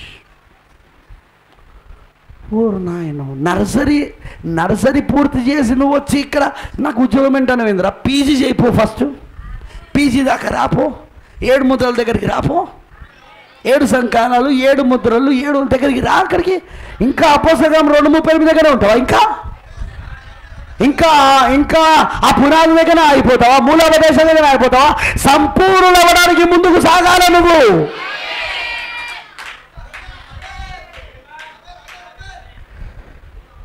ఇవన్నీ నేను ఎందుకు బోధిస్తాను? నువ్వెవరువో నువ్వు తెలుసుకోవాలి. దేవుని ప్రణాళికలో నువ్వేమైనావో తెలుసుకోవాలి. దేవుని మనస్సులో నీ స్థానం ఏంటో తెలుసుకోవాలి. దేవుని యొక్క మర్మయుక్తమైన శరీరం, మిస్టికల్ బాడీ ఆఫ్ క్రైస్ట్, క్రీస్తు యొక్క మర్మయుక్తమైన శరీరంలో నీ భాగం ఏంటో తెలుసుకోవాలి. అది ఎలా తెలుస్తుంది? వాక్యం తెరవబడినప్పుడు, ముద్రలు తెరవబడినప్పుడు. వింటున్నారా? when seals opens, ముద్రలు తెరవబడినప్పుడు ముద్ర లోపట నువ్వేమై ఉన్నావో అర్థమవుతుంది. అది అర్థమైనప్పుడే నువ్వు ఎత్తపడతావు, లేకపోతే వినబడతలే, ఎత్తపడవు. ఎందుకంటే కొంతమంది ఏమని బోధిస్తున్నారో తెలుసా? బ్రదర్, మనకు అవన్నీ తెలుసుకోవాల్సిన అవసరం లేదు. విలియం బ్రెన్హామ్ని ప్రవక్తగా నమ్ముతానవా లేదా? యేసుక్రీస్తును ఏకైక దేవుడని, సంఘశాఖల్లాగా 3 దేవులు కాదు ఏకైక దేవుడని నమ్ముతానవా లేదా? మనము చర్చ్కి వెళ్తూ దశమ భాగాలు కానుకలు కడతానమా లేదా? మన ఇంట్లో ప్రవక్త బ్రెన్హామ్ గారు ఫోటో ఉందా లేదా? మనం పక్షిరాజులమని మనకు అర్థమైందా లేదా? సరిపోయింది బ్రదర్, ఇది సరిపోలే బ్రదర్, ఇది అది మోసపాత్మది అలా బోధించేది. ఎందుకంటే దేవుని ప్రవక్త వచ్చిందే వధువుకి మర్మములు బయలుపరచడానికి. ఏడవ దూత యొక్క పరిచయం ఏమిటి? దేవుని మర్మమును సమాప్తం చేయుట. ఎవరికి సమాప్తం చేయాలా? దాన్ని వధువుకి చేయాలా? అసలు వధువుకి బయలుపరచడానికి ఏడవ దూత వచ్చారు అక్కడ. అవునా కాదా? అదంతా మోసపాత్మ. యేసుక్రీస్తు బాప్తిసం తీసుకున్నాను, నేను ప్రభురాత్రి భోజనం తీసుకుంటున్నాను, ఇంకే సరిపోలేదా? దీనిలో నేను నమ్మకంగా ఉన్నాను. ఈ కొంచెంలో నమ్మకంగా ఉన్నవాడు ఈసారి దేవుడు కొంచెం ఇవ్వలే. దేవుడు కొంచెం ఇవ్వలేదు. ఇదేమి మార్టిన్ లూథర్ కాలం కాదు. కొంచెమే వర్తమానం, నీతికరణ వర్తమానం ఇవ్వడానికి. అర్థమైందా నేను చెప్పింది? ఇదేం జాన్ వెస్లీ కాల వర్తమానం కాదు, కొంచెమే శుద్ధీకరణ వర్తమానం ఇవ్వడానికి. ఇదేమి పెంతెకోస్తు కాలం కాదు, కొంచెమే పరిశుద్ధాత్మ బాప్తిసం ఇవ్వడానికి. ఇది సంపూర్ణత వచ్చిన కాలం. ఇది పూర్తి వాక్యము తలరాయిగా దిగొచ్చిన కాలం ఇది. మార్టిన్ లూథర్ కాలంలో కొంత వాక్యమే వచ్చింది, జాన్ వెస్లీ కాలంలో కొంత వాక్యమే వచ్చింది, పెంతెకోస్తు కాలంలో కొంత వాక్యమే వచ్చింది. కానీ 7వ దూత కాలంలో ప్రకటన 10 క్రీస్తు దిగొస్తున్న కాలములో, మనుష్య కుమారుని యొక్క రాగల కాలములో సంపూర్ణ వాక్యం వచ్చింది. ఇప్పుడు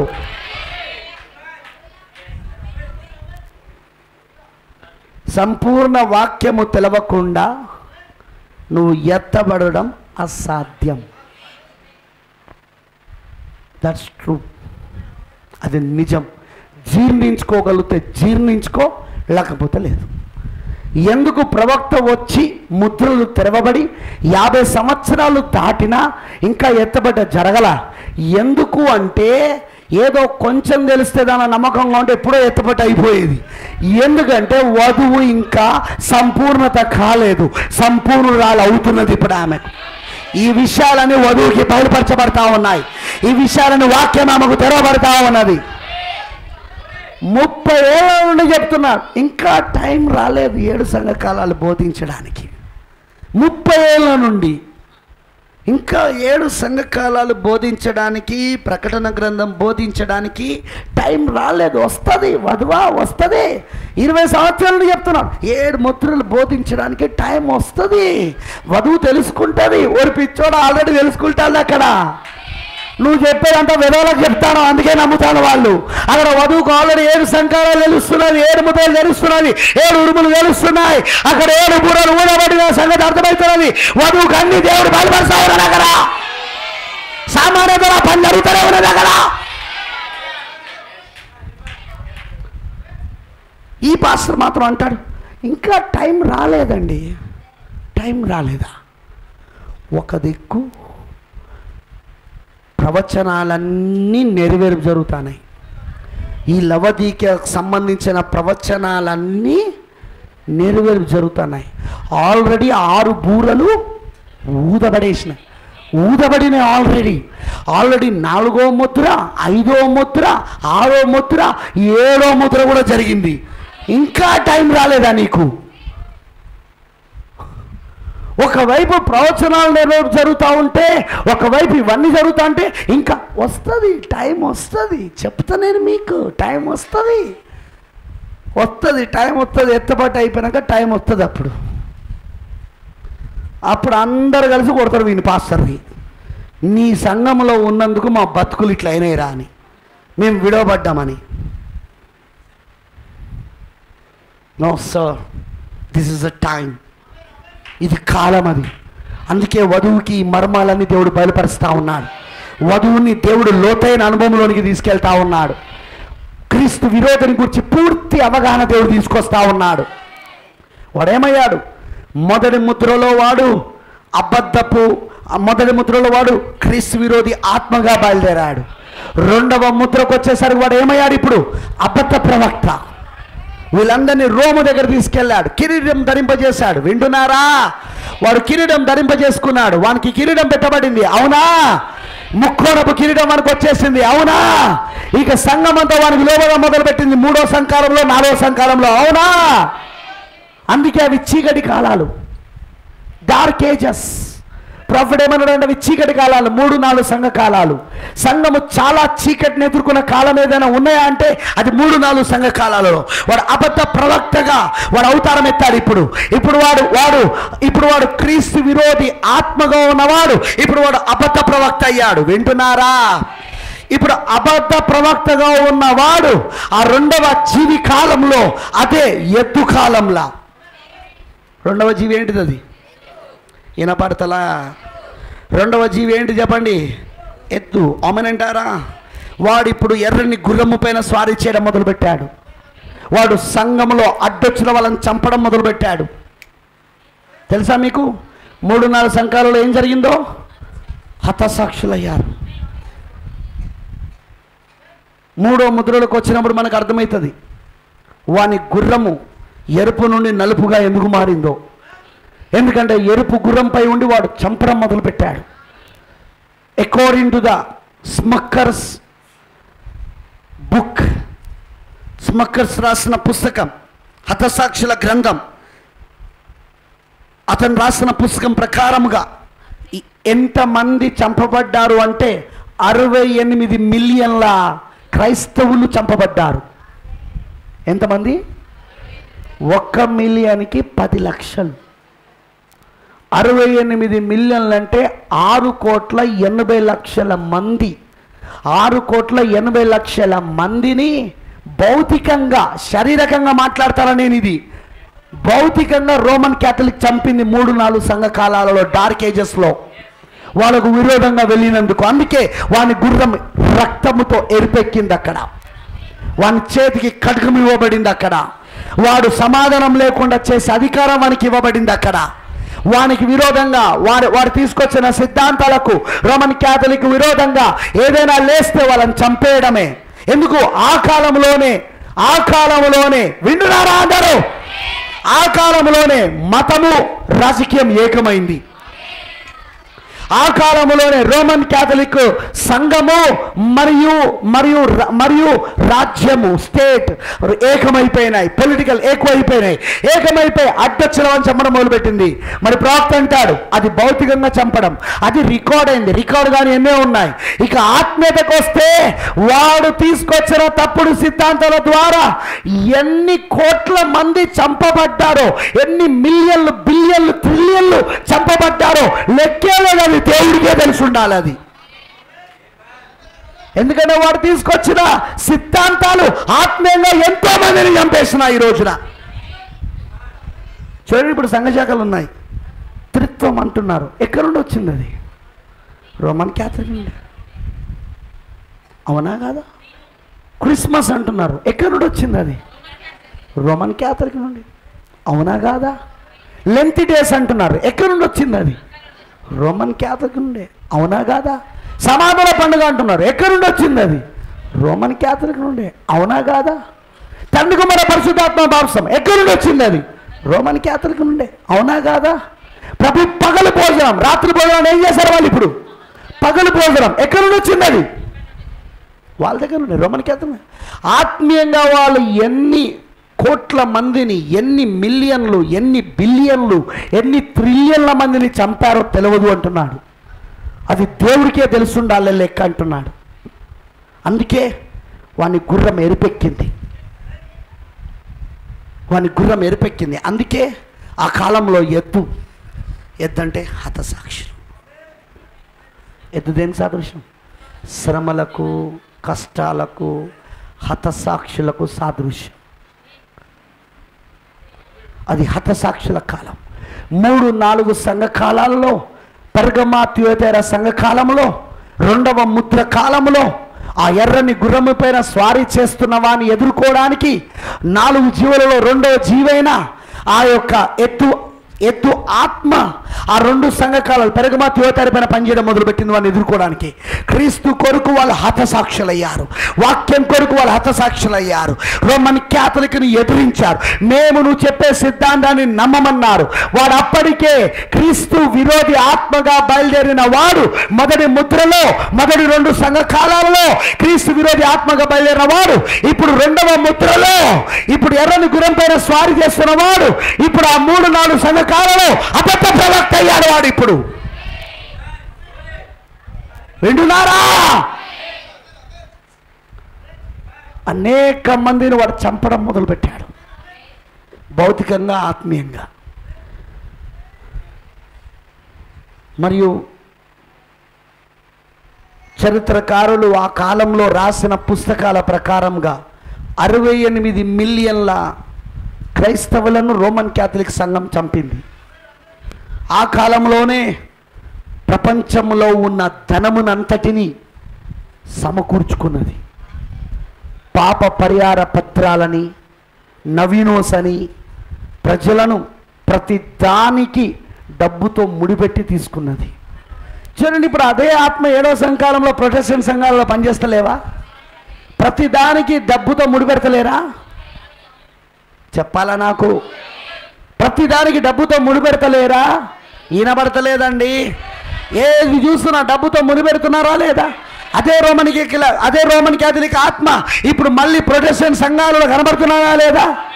అనగా తల్లి మహావేశ అయితే కూతుర్లు వేషలు.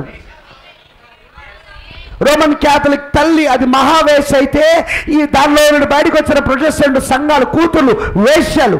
ఇప్పుడు వేశ్యలు మహావేశ ఏకమైనదే ప్రపంచ సంఘముల సమాఖ్య. ప్రతిదీ డబ్బుతో ముడిపెడుతున్నారా లేదా? వినపడతలే నాకు. ఎన్ని స్కీములు అండి. మీకు తెలియదు డినామినేషన్లో ఏం జరుగుతుందో. భయంకరమైన స్కీమ్స్, ప్రజలకు డబ్బు డబ్బు డబ్బు.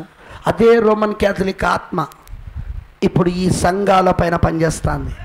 మేము దాని నుండి బయటకు వచ్చినాం అని పేరు మాత్రమే కలిగి ఉన్నాయి, కానీ అది బయటకు వచ్చేటప్పుడు దాని ఆత్మను కూడా తీసుకొచ్చుకున్నాయి, దాని సిద్ధాంతాలను కూడా తీసుకొచ్చినాయి. ఎందుకంటే ఇవి కూడా తల్లి కూతులు గనక. మరి బ్రదర్ మనం కూడా బయటకు వచ్చినాక, నేను ఆల్రెడీ ఆ మరమని చెప్పాను, మీకు ప్రవక్త చెప్పింది, మనం బయటకు వచ్చినాం కానీ మనం పుట్టుడే పక్షిరాజు పిల్లలుగా పుట్టాం. మనల్ని పొదిగింది కోడిపెట్ట కావచ్చు, సంఘ శాఖలు కావచ్చు, కానీ మన లోపల విత్తనం మాత్రం పక్షిరాజు విత్తనం.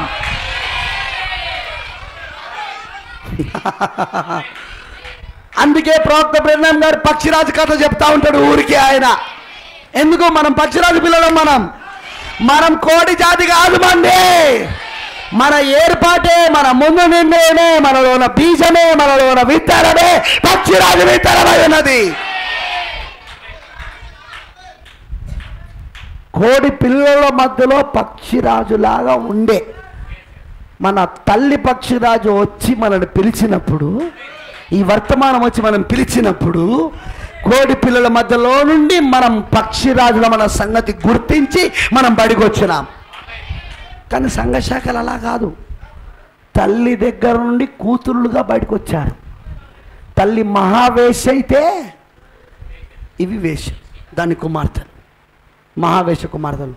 అందుకే అవే సిద్ధాంతాలు, అవే ఆత్మ, అదే బోధ. వింటున్నారా? అర్థమైన వాళ్ళందరూ ఆమె చెప్పండి. సో రెండవ ముద్ర దగ్గరకు వచ్చేసరికి ఏమైంది? వాడు అబద్ధ ప్రవక్తగా అవతారం ఎత్తాడు, అబద్ధ ప్రవక్త అయ్యాడు. ఆ చీకటి కాలంలోనే వాడు అబద్ధ ప్రవక్త అవ్వడము, మొత్తం ప్రపంచంలో ధనమునంతా తన ఆధీనంలోనికి తెచ్చుకోవడము, రోమన్ క్యాథలిక్ దోచుకోవడము, అడ్డొచ్చిన వాళ్ళని చంపేయడము.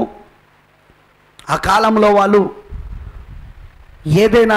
ఏదైనా దేశంలో రోమన్ క్యాథలిక్ని వ్యతిరేకిస్తే, ప్రభుత్వం వ్యతిరేకిస్తే ప్రభుత్వంతోనే యుద్ధాలు చేశారు. మీకు తెలుసా? పోప్కి సైన్యం ఉండేది, రోమన్ క్యాథలిక్కి సైన్యం ఉండేది, ఆయుధాలు ఉండేవి. పోపులకు అలానే రాజులకు మధ్యలో యుద్ధాలు జరిగినాయి. మీకు చాలా చరిత్ర తెలియదు. మీకు పోపులకు రాజులకు మధ్యలో యుద్ధాలు జరిగినాయి. పోప్కి సైన్యం ఉన్నది. ఎవరైనా ఏ దేశమైనా ఒకవేళ పోప్కి వ్యతిరేకంగా మాట్లాడితే ఆ ప్రభుత్వాన్ని కూలగొట్టడానికి ఆ దేశాల్లో ఉన్న రాజుతో యుద్ధం చేసేవాళ్ళు. వాళ్ళ సైన్యానికి పోపు సైన్యానికి మధ్యలో యుద్ధం జరిగేది. ఎన్నోసార్లు పోపులు ఓడిపోయేవాళ్ళు, కొన్నిసార్లు గెలిచేవాళ్ళు. గెలిస్తే ఆ దేశాన్ని మొత్తం వాళ్ళ ఆధ్వర్యంలోకి, ఆ సంఘము, రోమన్ క్యాథలిక్ సంఘం ఆ దేశాన్ని మొత్తం వాళ్ళ ఆధ్వర్యంలోకి తెచ్చుకొని వాళ్ళకు కావలసిన వారిని రాజుగా పెట్టడం, లేదా పోపే రాజుగా పరిపాలించడం ఆ దేశాన్ని. వావ్! మీరు చరిత్ర చదవండి, ఇవన్నీ చరిత్రలో ఉన్నాయి. నేను చెప్పేది కల్పిత బోధలు కావు, ఇవన్నీ చరిత్రలో ఉన్నాయి. రోమ్ ఆత్మ ప్రపంచాన్ని ఏల్తూ వచ్చింది. నేను సాయంత్రం చూపిస్తాను మీకు 4 రాజ్యాలు. మొదటిది బబులోను, రెండవది మాదీయులు పారసికులు, మూడవది గ్రీకులు, నాలుగవది అన్యరోము. అన్యరోము తరువాత కాలములో పోప్ రోముగా మారింది. ముద్రలలో పోప్ రోముగా మారింది. సంఘకాలంలో పోప్ రోముగా మారింది. వింటున్నారా? అన్య రోముగా ప్రపంచాన్ని ఏలిన రోమే ఇప్పుడు పోప్ రోముగా మారి మళ్ళీ ప్రపంచాన్ని ఏలడం మొదలుపెట్టింది. అలా రెండవ ముద్ర దాకా వింటున్నారా? నడుస్తూనే ఉన్నది. ఆమేన్. అర్థమైన వాళ్ళందరూ ఆమేన్ చెప్పండి. ఇప్పుడు రెండవ ముద్రకు వచ్చేసరికి రక్తముతో నిండి ఉన్నది. ఇప్పుడు సమాధానం లేకుండా చేసేశాడు. లెక్కల ప్రకారం, చరిత్రకాలు రాసిన లెక్క ప్రకారం 68 మిలియన్ల క్రైస్తవులను చంపారు వాళ్ళను వ్యతిరేకించినందుకు. లెక్కలు లేనివి ఎన్నో. ఇక ఆత్మీయంగా వస్తే కొన్ని మిలియన్లు, బిలియన్లు, ట్రిలియన్లు ఆత్మీయంగా చంపబడి ఉంటారు ఆ మహావేశ్య. అందుకే 17వ అధ్యాయంలో అది పరిశుద్ధుల రక్తముతో మత్తిల్లి ఉన్నదని బైబిల్ చెప్తా ఉన్నది. దానికి ఖచ్చితంగా దేవుడు తీర్పు తీరుస్తాడని బైబిల్ చెప్తా ఉన్నది. 17వ అధ్యాయంలో, ప్రకటన 17వ అధ్యాయంలో అది పరిశుద్ధుల రక్తము చేత మత్తిల్లున్నది. అది దాని చేతిలో ఒక బంగారు పాత్ర ఉన్నది. ఆ బంగారు పాత్రలో అది దాని సిద్ధాంతములనే మద్యముతో నింపి అందరికీ తాగించి ఉన్నది. ఒక తాగంది ఎవరైనా ఉన్నారా అంటే ఒక వధువు ఒకటే తాగలేదు. అది ఎందుకంటే వధువు కూడా తాగింది, కానీ ఇది కాదు. రోమన్ క్యాథలిక్ యొక్క మద్యము కాదు, వాళ్ళ రెవల్యూషన్స్ కాదు, వాళ్ళ ప్రత్యక్షతలు కాదు. మరి ఏమి తాగిందామే? 3వ ముద్రలో దేవుడు అంటున్నాడు, నా యొక్క నూనెకు, ద్రాక్ష రసానికి ఎలాంటి హాని చేయదంటున్నాడు. నూనె పరిశుద్ధాత్మై ఉన్నాడు, ద్రాక్ష రసము అదే మద్యమై ఉన్నది. అది ఇంగ్లీష్లో వైన్ అని ఉంటుంది. అక్కడ పాయింట్ అర్థమైందా? ద్రాక్ష రసం అంటే గ్రేప్ జ్యూస్ కాదు, వైన్. ఆ గ్రేప్ వైన్, ఆ వైన్ తాగితే ఏమవుతుంది? న్యాచురల్గా, ప్రకృతి పరంగా వైన్ తాగితే ఏమవుతుంది? మనిషి ఉత్తేజపడతాడు. ఎక్కలేని బలం మనకు వచ్చేస్తుంది, అక్కడ ఉత్తేజంలో ఉంటాడు. ఇప్పుడు ఆత్మీయంగా ఆ దేవుడిస్తున్న ఆ వైన్ని, ఆ ద్రాక్షరసం తాగితే ఏం జరుగుతుంది? నువ్వు ఉత్తేజాన్ని కలుగుతుంది. నీకు ఉత్తేజము ఆ ద్రాక్షరసం తాగినప్పుడు వస్తుంది. మరి ద్రాక్షరసమే ప్రత్యక్షత అయి ఉన్నది. వాక్య ప్రత్యక్షతనే ద్రాక్షరసం. సో నీకు వాక్య ప్రత్యక్షత వచ్చినప్పుడు ఏం జరుగుతుంది? ఉత్తేజాన్ని కలిగి ఉంటావు నువ్వు.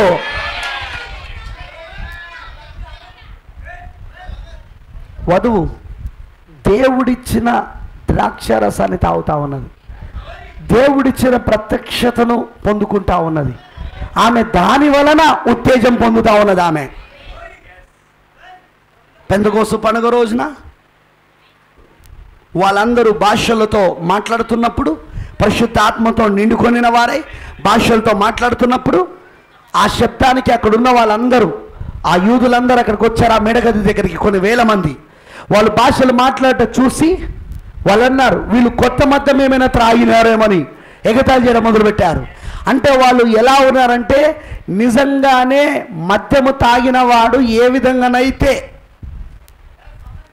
వాడు సొలుగుతూ ఉంటాడో, వీళ్ళు కూడా అలానే సొలుగుతూ భాషలు మాట్లాడుతూ ఉన్నారు. ఆమేన్, హల్లెలూయా, ఆమేన్ అంటారా? అయితే పేతురు అంటాడు, మీరు అనుకుంటున్నట్లుగా వీళ్ళు కొత్త మద్యం ఏమి తాగలేదు, కానీ యోవేలు 2వ అధ్యాయము 28వ వచనం ప్రకారముగా. మరి యేసు వెళ్ళేటప్పుడు లూకాసు వార్తలో యేసు చెప్పాడు, నా తండ్రి వాగ్దానం యొద్దకు పంపు వరకు మీరు యెరూషలేములో కనిపెట్టండి అని చెప్పాడు. యేసు చెప్పినట్లుగా, ఇదిగో యోవేలులో చెప్పినట్లుగా వీళ్ళందరూ పరిశుద్ధాత్మతో నిండుకొనిన వారైన వాళ్ళు. అంత దినములలో నా ఆత్మను అందరి మీద కుమ్మరిస్తానన్నాడు ఆయన. యోవేలులో చెప్పిన ప్రవచనమే ఈ నెరవేర్పు అంటున్నారు అక్కడ. ఈరోజు సంఘ శాఖలు, రోమన్ క్యాథలిక్ మహావేశ్య దాని చేతిలో ఉన్న ఆ బంగారు పాత్రలోని మద్యమును తాగి వాళ్ళు మత్తిలై ఉంటే, మనము యోవేలు గ్రంథములో చెప్పినట్లుగా పరిశుద్ధాత్మతో నింపబడి ఆయిల్, నూనె. బైబిల్లో నూనె ఎప్పుడు పరిశుద్ధాత్మకు సాదృశ్యం. బుద్ధి గల కన్యకల దగ్గర నూనె ఉన్నది, బుద్ధి లేని కన్యకల దగ్గర నూనె లేదు. బుద్ధి గల కన్యకల దగ్గర సుత్తెలలో నూనె తీసుకెళ్లారు, వాళ్ళు తీసుకెళ్ళలేదు. అవునా కాదా? నూనె పరిశుద్ధాత్మకు సాదృశ్యం. సో అందుకే మనం పరిశుద్ధాత్మతో నింపబడిన వాళ్ళమై, ఆ మద్యమును తాగిన వాళ్ళమై, ఆ ద్రాక్షరసమును తాగిన వాళ్ళమై, ఈరోజు మనము ఆ మద్యముతో మత్తులమై ఉన్నాం. మనం దేవుని రెవల్యూషన్స్, ప్రత్యక్షతలతో మత్తులమై ఉన్నాం. మనం దేవుని ఉత్తేజంతో మత్తులమై ఉన్నాం మనం. ఆమేన్, హల్లెలూయా. కానీ వీళ్ళు మాత్రం, సంఘశాఖలు మాత్రం అపవాదంతో. గుర్తుంచుకోండి, వాడు రెండవ ముద్ర దగ్గరకు వచ్చేసరికి వాడు అబద్ధ ప్రవక్త అయిపోయాడు. మూడవ ముద్ర నల్లని గుర్రం పైన వాడు స్వారీ చేసేసరికి వాడు ఏమయ్యాడంటే భూమిపైన పరలోకం పైన తానే దేవుని కుమారునికి బదులుగా ఉన్నానని చెప్పుకోవడం మొదలుపెట్టాడు. మూడో ముద్రలో మరలా చెప్తున్నాను, మొదటి ముద్రలో క్రీస్తు విరోధి ఆత్మగా బయలుదేరాడు. కిరీటం పొందుకోవాలంటే ఆత్మ పొందుకోలేదు గనక, ఒక ఆత్మకు కిరీటం ధరింపజేయలేవు గనక, అందుకే రెండవ ముద్రలో వాడు అబద్ధ ప్రవక్తగా అవతారం ఎత్తాడు. వాడు క్రీస్తు విరోధి ఆత్మని ఇప్పుడు ఏమైంది, అది అబద్ధ ప్రవక్త పోపయ్యాడు. వింటున్నారా? ఇప్పుడు అబద్ధ ప్రవక్తగా ఉన్న వాడు ఏమని చెప్పుకోవడం మొదలుపెట్టాడు. మూడవ ముద్ర దగ్గరకు వచ్చేసరికి, నల్లని గుర్రము స్వారీ చేయవాడి దగ్గరకు వచ్చేసరికి ఏమని చెప్పుకుంటున్నాడు వాడు ఇప్పుడు, నేను క్రీస్తుకి బదులుగా నేనున్నాను ఇప్పుడు అని చెప్పడం మొదలుపెట్టాడు. వింటున్నారా? క్రీస్తుకు బదులుగా నేనున్నాను ఇప్పుడు. పరలోకము కానీ భూమి కానీ ప్రతి దానిపైన నాకు అధికారం ఉన్నది. పర్గటరీ అనే ఒక సిద్ధాంతాన్ని తీసుకొచ్చాడు వాడు. పర్గటరీ అంటే ఎవరైనా పాపము చేసి చనిపోతే ఆ చనిపోయిన వాడు నరకంలో పడడు, వాడు ఆ చనిపోయిన వాడు నరకంలో పడడు వాడు. వింటున్నారా? మరి ఆ చనిపోయిన వాడు ఎక్కడుంటాడు? ఆ చనిపోయిన వాడు ఓ పర్గటరీ అనే స్థలంలో పడతాడని. మరి పోపుకి నువ్వు డబ్బు చెల్లిస్తే ఆ డబ్బు పోపు తీసుకొని ప్రార్థిస్తే పర్గటరీలో నా వ్యక్తిని నరకంలో పడకుండా తిరిగి పరలోకాన్ని తీసుకెళ్లే శక్తి పోపుకున్నదని చెప్పడం మొదలుపెట్టాడు. ఇటు భూమిపైన అటు పరలోకం పైన నాకు అధికారం ఉన్నది, ఎందుకంటే నేను క్రీస్తుకు బదులుగా నేనున్నాను ఇప్పుడు భూమి పైన అని చెప్పడం మొదలుపెట్టాడు వాడు. వింటున్నారా? పోపు సింహాసనం పైన ఏమని రాయబడ్డది? వికారిస్ ఫిలిడి అంటే అర్థం ఏంటిది? వికారిస్ ఫిలిడి అంటే అర్థం ఏంటి చెప్పండి? వినబడతలేదు నాకు. దేవుని కుమారునికి బదులుగా అని అర్థం. ఆమెనంటారా? చూడండి, వికారిస్ ఫిలిడి దేవుని కుమారునికి బదులుగా అని అర్థం. సింహాసనం పైన పోపు కూర్చున్న సింహాసనం పైన రాస్తుంటుంది వికారస్ ఫిలిడి అని రోమన్ భాషలో. దాని అర్థం ఏంటిది అంటే, రోమన్ భాషలో ఒక్కొక్క అక్షరానికి ఒక్కొక్క సంఖ్య. మ్యాథ్స్ చదువుకున్న వాళ్ళకి తెలుసు, 5 అనేది ఎట్లా రాస్తారు రోమ సంఖ్యలో? వీని 5 అంటారు. 1 అనే దాన్ని ఎట్లా రాస్తారు? ఐ. వింటున్నారా? అర్థమైన రామని చెప్పండి. సి అనేదాన్ని 100 అనేదాన్ని ఎలా రాస్తారు రోమన్ సంఖ్యలో? సి. వింటున్నారు అందరూ? ఇలా వికారస్ ఫిలిడి అనే ఆ మాటను నువ్వు ఆ రోమన్ అక్షరాలకు మారుస్తే, ఆ రోమన్ అక్షరాలను సంఖ్యలకు మారుస్తే, వి అంటే 5, ఐ అంటే 1, సి అంటే 100 అంటే ఆ రోమన్ అక్షరాలకు సంఖ్యలు ఉంటాయి అన్నమాట. మ్యాథ్స్ చదివిన వాళ్ళకి తెలుసు నేను చెప్పేది. మ్యాథమెటిక్స్ చదువుతున్న వాళ్ళకి, లెక్కలు చదివిన వాళ్ళకి తెలుసు. అర్థమైందా నేను చెప్పింది? ఇప్పుడు ఈ వికారస్ ఫిలిడిని మీరు గమనిస్తే అక్కడ ఆ సంఖ్యను, ఆ రోమన్ యొక్క పదాలను, ఆ అక్షరాలను అది సంఖ్యగా మారుస్తే, ఇదిగో వికారస్ అంటే 112 వస్తుంది మొత్తం. ఫిలి అంటే 53 వస్తుంది. వింటున్నారా? అర్థమవుతుందా? డి అంటే, ఎందుకంటే డి అంటే 500, మీరు కావాలంటే చూడండి రోమన్ సంఖ్యలో డి అంటే 500, ఈ అంటే 0, ఏమి లేదు దానికి విలువ లేదు, ఐ అంటే 1, 501. ఈ మూడింటిని కలిపితే 112, 53, 501 కలిపితే సరిగ్గా 666. అదొక మనుషుని సంఖ్య. ప్రకటనలో ఏమని రాయబడ్డది? అది 13వ అధ్యాయంలో అదొక మనుషుని సంఖ్య. ఇప్పుడు వాడు ఏమయ్యాడు? అబద్ధ ప్రవక్త అయ్యాడు. మొదటిగా వాడు ఎలా ప్రారంభమయ్యాడు? మొదటి ముద్రలో క్రీస్తు విరోధి ఆత్మగా బయలుదేరాడు. రెండవ ముద్ర దగ్గరకు వచ్చేసరికి ఏమయ్యాడు వాడు? ఇప్పుడు అబద్ధ ప్రవక్త అయ్యాడు. కిరీటం ధరింపజేయబడ్డాడు వానికి ముక్కునపు కిరీటం ఇవ్వబడింది, అవునా? మూడవ ముద్ర దగ్గరకు వచ్చేసరికి ఏమయ్యాడు వాడు ఇప్పుడు పరలోకమునకును భూమిపైనను నాకు సర్వాధికారాలు ఉన్నాయి, నేను క్రీస్తుకు బదులుగా ఉన్నాను. నేను క్రీస్తుకు వికారుగా ఉన్నాను. వికార్ అంటే బదులుగా. క్రీస్తుకు నేను బదులుగా దేవుని కుమారుడుగా నేను ఈ భూమిపైన ఉన్నాను. మీరు నాకు డబ్బులు చెల్లిస్తే మీ పితరులు, మీ తాతలు, ముత్తాతలు, మీ నాన్నలు ఎవరైతే చనిపోయి పాపంలో చనిపోయి పరిగెట్టడంలో ఉన్నారో వాళ్ళందరినీ నేను పరలోకం తీసుకెళ్లే అధికారం నాకు ఉంది. వాడేమయ్యాడు ఇప్పుడు? మూడో ముద్రలో వాడిప్పుడు క్రీస్తుకు బదులుగా మారిపోయాడు భూమిపైన. అవునంటారా? ఇక నాలుగవ ముద్ర దగ్గరకు వచ్చినప్పుడు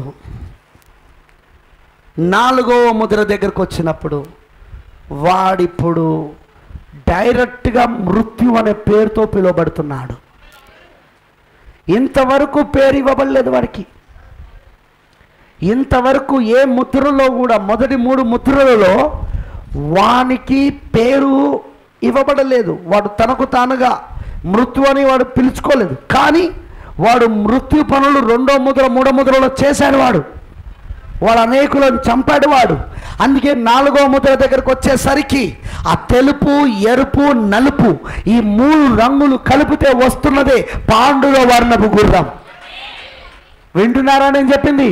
పాండుర వర్ణము రంగు ఎలా వస్తుంది? తెలుపు, నలుపు, ఎరుపు ఈ 3 రంగులు ఏకం చేస్తే పాండుర వర్ణపు రంగు వస్తుంది. ఇప్పుడు వాడు ఏమవుతున్నాడు?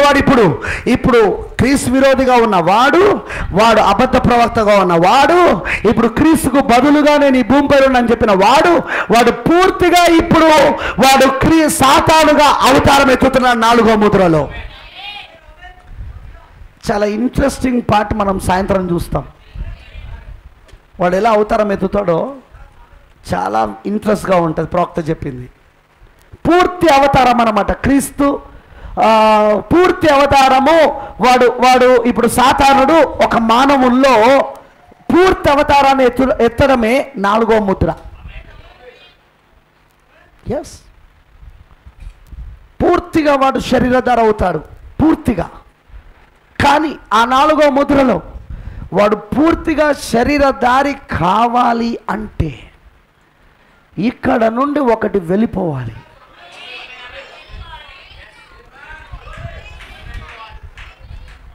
ఎందుకంటే అలా వాడు పూర్తిగా అవతారం ఎత్తకుండా వాడిని ఆపుతున్నది ఒకటి ఉన్నది ఇక్కడ. That is the holy ghost. అది పరిశుద్ధ ఆత్మ.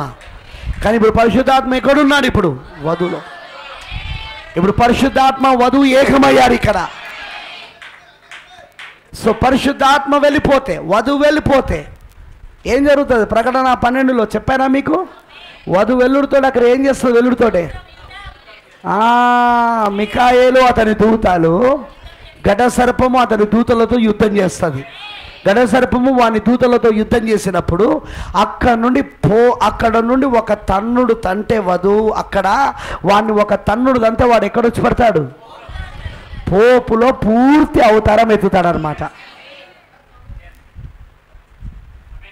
పూర్తి శరీరధార అవుతాడు ఇక. కానీ అదే సమయంలో కాయను ఒక పక్కన సాతానుడు పూర్తి శరీరధార అవుతూ ఉంటే, కాయను ఇంకో పక్కన దేవుడు వధువులో పూర్తిగా శరీరధార అవుతున్నాడు. ఆమె దేవుడు ఒకడైపోతున్నారు. క్రీస్తు ఆయన భార్య ఏక శరీరం అయిపోతున్నదిగా. అర్థమైన ఆమె చెప్పండి. అర్థమైంది అందరికీ? సో మై ఫ్రెండ్స్, నా స్నేహితులారా, 4వ ముద్ర దగ్గరకు వచ్చినప్పుడు మనకి ఇవి కనబడతాయి. ఇప్పుడు ఈ 4వ ముద్రను నేను చెప్తూనే మీకు నేను 5వ ముద్రను, 6వ ముద్రను, 7వ ముద్రను కూడా ఖచ్చితంగా మీకు బోధిస్తాను. ఇవన్నీ నేను మీకు తీసుకొస్తాను.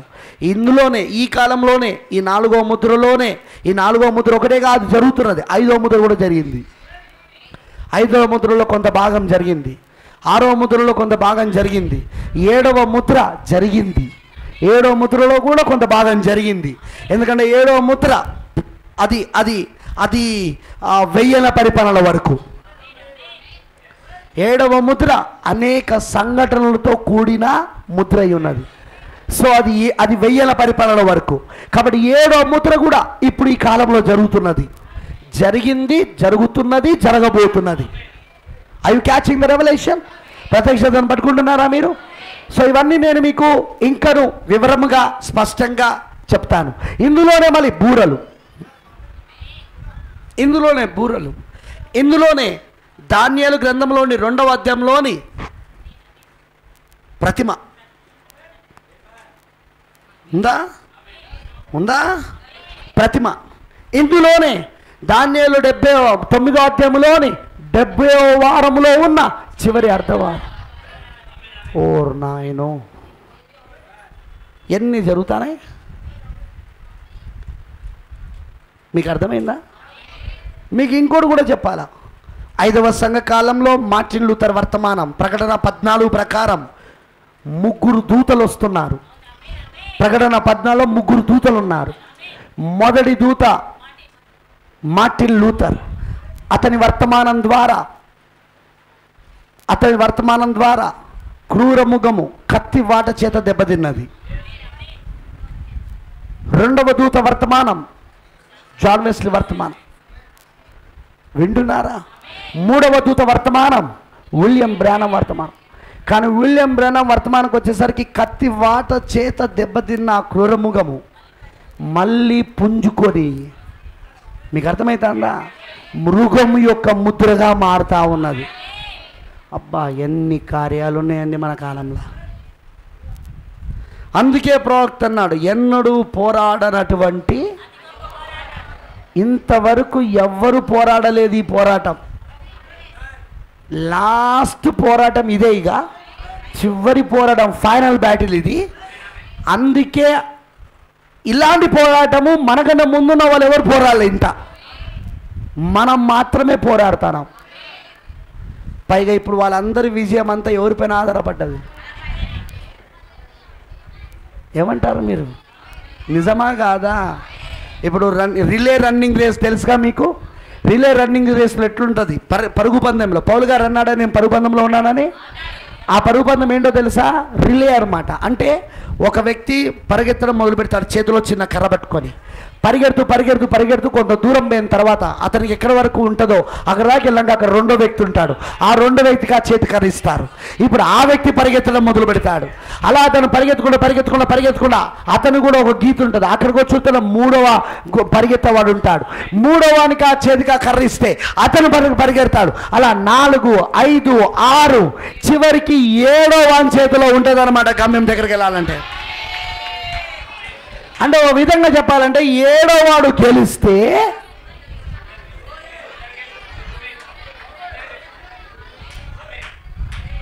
కాబట్టి ఇప్పుడు మొత్తము 7 సంఘకాలంలో ఉన్న ఆ ముందున్న 6 సంఘకాలంలో ఉన్న వధువు అంతా ఎవరి కోసం ఎదురు చూస్తూ ఉన్నది? 7వ సంఘకాలము.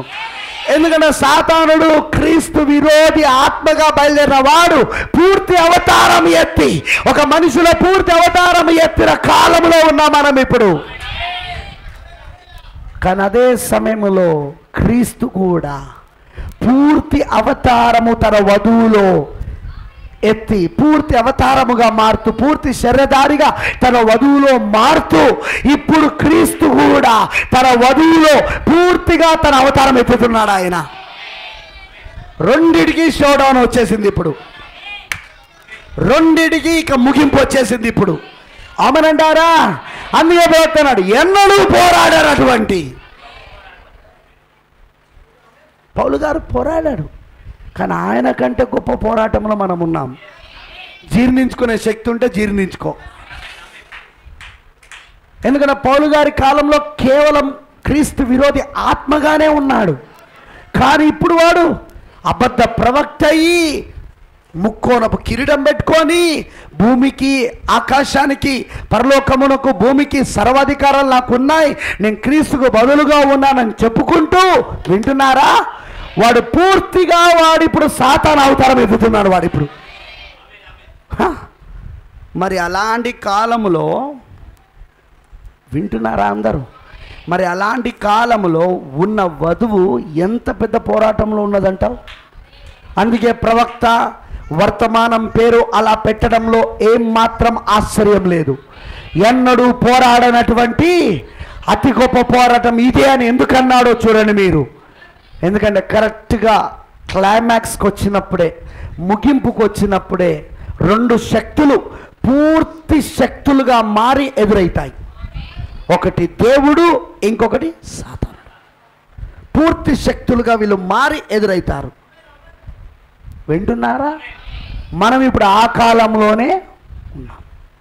ప్రియమైన దేవుని పిల్లలారా, వీఆర్ గోయింగ్ టు సీ, మనం చూడబోతున్నాం 4వ ముద్రలో వాడు ఏం చేస్తున్నాడు, 7వ సంఘకాలంలో వాడు ఏమవుతున్నాడు.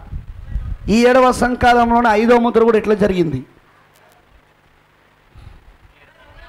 ఈ 7వ సంఘకాలంలో 5వ ముద్ర కూడా జరిగింది కొంత భాగం.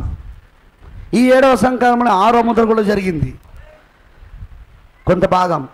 ఈ 7వ సంఘకాలంలోనే 7వ ముద్ర జరిగింది. ఎందుకు? ప్రకటన 11 7వ ముద్రనేనా? క్రీస్తు దిగొచ్చుట.